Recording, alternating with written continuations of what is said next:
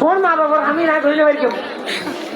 পোয়া যদি পালাবো হয় বউরে বুঝ দিব কি হইব সাদা হাত দেবে তুই তোমার মা বাপ ফেলাইছো তোমার মা বাপ নয় আর সেবা করে নিয়ত যে মরি যাবে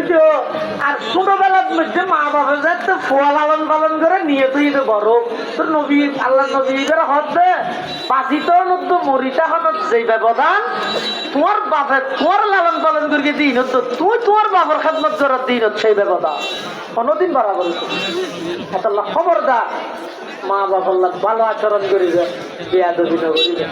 তুইন বেয়াদবির শাস্তি বল আল্লাহ দুনিয়ার মধ্যে দেখাইয়ে দিবি তার মানে আগারও তোর নদীব যেন দুনিয়াত কেলে দিব দে যাতে করি সমস্ত মানুষ দেখবনি ইবরত থাকল করিস তারে শিক্ষা অর্জন করিস তারে কি কি এক নম্বর যারা মা বাবা আল্লাহ বেয়াদবি করে শাস্তি দুনিয়াত খাইবে তুই তোমার মা বাবা যে আচরণ করিবে তোমার ফোয়াই তু বহু তোমার সেই আচরণ করিবে পা গেল তুমি দেখি পোয়া কথা আব্বু মা গেল অনর বাপ কি দিদিও চিন্তাই করি দেতলা হাঁদিছে হয়তো পিয়ারি বেদ গেছে কিছু নাকি পিয়ার দা ধরে ঝাঁকারা গেছে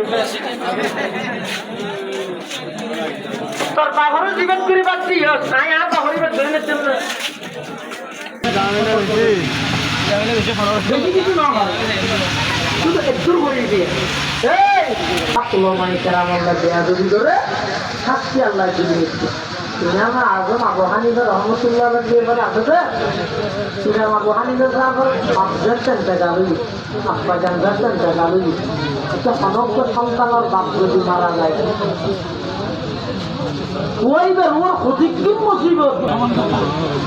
কিন্তু একটা হচ্ছে ইমানসর বাপ মারা গেলে যে টেনশন করে যান মুসিবত তখন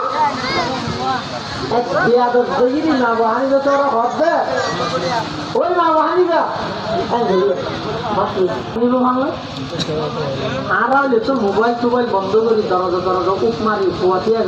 ঘরে নগাই দেখান দরজা না দাঁড়াবা না আর দেখতে পাবে দাবি যে দিদি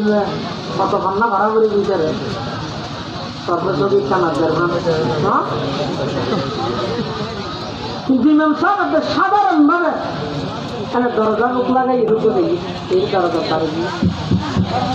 বিদেশে নিরঞ্জন